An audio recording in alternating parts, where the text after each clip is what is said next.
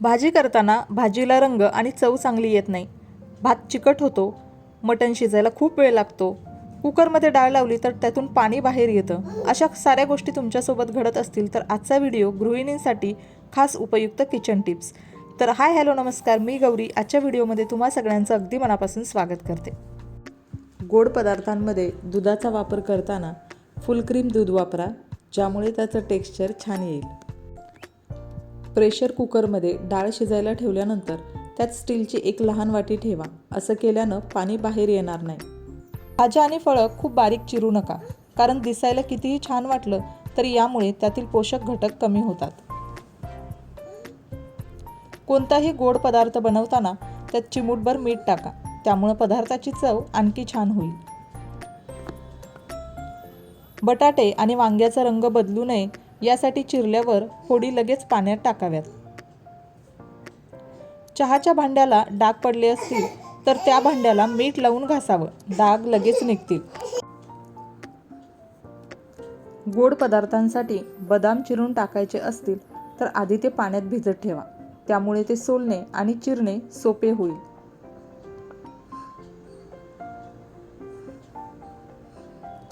भज्यांचे पीठ बनवताना त्यात थोडे तांदळाचे पीठ टाका, यामुळे भजी अधिक कुरकुरीत होतील.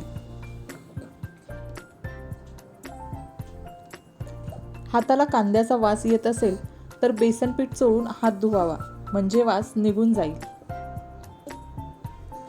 भात शिजवताना त्या पाण्यात 1 चमचा तूप आणि लिंबाच्या रसाचे काही थेंब टाका, यामुळे तांदूळ पूर्ण फुलून भात पांढरा मोकळा होईल. फ्रीजरमध्ये बर्फाचा ट्रे ठेवताना त्याच्या खाली प्लास्टिक पेपर ठेवावा, त्यामुळे ट्रे पटकन निघतो.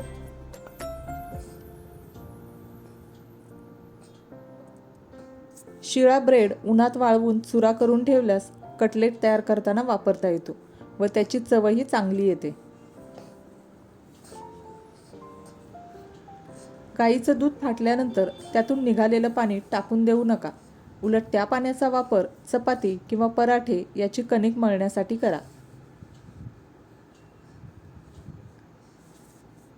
साखरेचा पाक केल्यानंतर थोड्या वेळाने पाकात साखरेचे कण परत होऊ नयेत म्हणून पाकात थोडं लिंबू पिळावं. डाळी पिवळ्या दिसण्यासाठी हळद एरंडेल तेलात घालून गरम करावी. तेल गार झाल्यानंतर डाळींना लावावं, याने डाळींचा रंग चांगला राहतो. खीर करण्यासाठी दूध आटवताना त्यात जायफळाचा वापर टाळावा, त्याने दूध फाटण्याची शक्यता असते. स्वयंपाकघरातील कात्री चांगलं काम करत नसेल तर मिठाच्या डब्यात 2-3 मिनिटं कात्री ठेवा. असं केल्यानं कात्रीची धार खूप तीक्ष्ण होईल.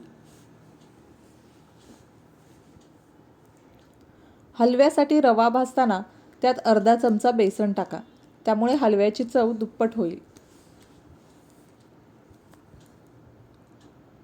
कोणत्याही ग्रेव्हीची चव वाढवण्यासाठी कांदे भाजताना अर्धा चमचा साखर घाला. साखर कॅरमलाइज होईल आणि ग्रेव्हीला चांगला रंग आणि चवही येईल. रोटी किंवा पराठ्यांसाठी कोमट पाणी घेऊन पीठ मळून घ्या, त्यामुळे रोटी पराठे अधिक चवदार आणि मऊ होतील.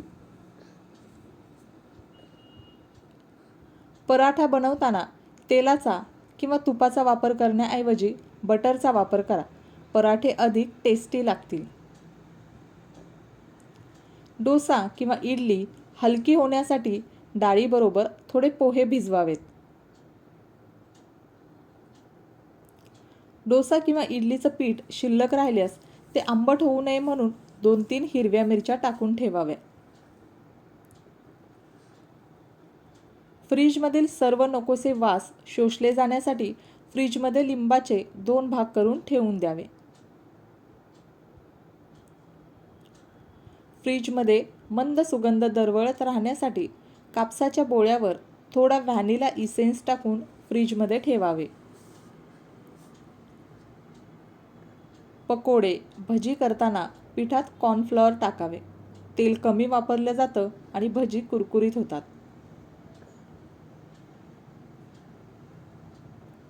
महिन्यातून एकदा थोडं मीठ मिक्सरमध्ये घेऊन बारीक वाटावं, त्यामुळे मिक्सरच्या ब्लेडची धार कायम राहते आणि मीठ पण बारीक मिळतं. साईचं ताक मिक्सरमधून काढल्यास लोणी जास्त निघतं व ताक पातळ होतं व साईचा चोथा लागत नाही.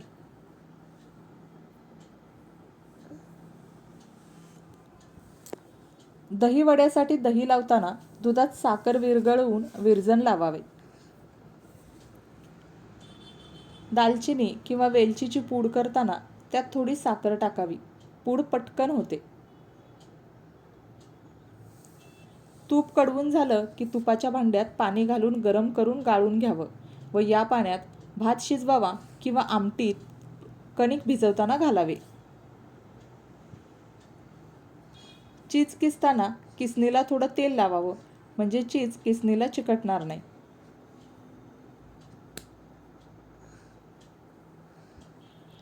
तांदूळ कीड लागून खराब होऊ नयेत म्हणून तांदळाच्या डब्यात थोडासा ओवा टाकावा. साबुदाणा भिजवताना त्यात थोडं पाणी ठेवणं आवश्यक आहे. त्यामुळे 1 वाटी साबुदाण्यात पाऊण वाटी पाणी घालावं. मशरूम फ्रीजमध्ये ठेवायचे असेल तर कागदाच्या पिशवीत ठेवावं. त्यामुळे ते काळं पडत नाहीत.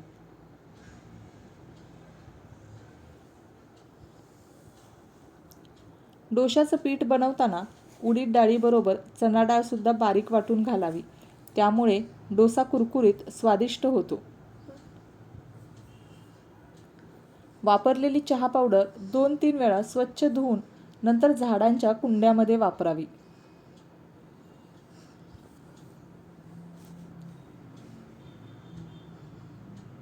मटारची भाजी बनवताना थोडीशी साखर टाकावी म्हणजे मटारचा कलर तसाच राहतो. भेंडीची भाजी बनवताना मीठ सुरुवातीला घातलं तर भाजी अजून चिकट होते. त्यामुळे मीठ सर्वात शेवटी घालावं. कारल्याची भाजी कडू लागू नये म्हणून कारली चिरून मीठ लावून ठेवावे. नंतर त्यातील पाणी काढून टाकावे व भाजी करावी. मटण लवकर शिजत नसेल तर त्यामध्ये 1-2 तुकडे सुपारीचे घालावे. यामुळे मटण लवकर शिजेल.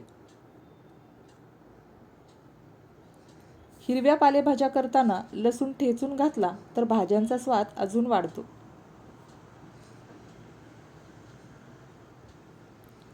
हिरव्या पालेभाज्या करताना ओलं खोबरं नसेल तर भाज्यांना शेंगदाण्याचा कूट घातला तर स्वाद अजून वाढतो.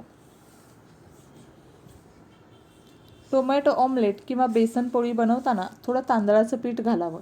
यामुळे ऑमलेट किंवा बेसन पोळी क्रिस्पी होईल. घाईच्या वेळी बदामाची सालं लवकर काढण्यासाठी बदाम थोडा वेळ गरम पाण्यात भिजत घालून ठेवावं व नंतर त्याची साल पटकन निघते.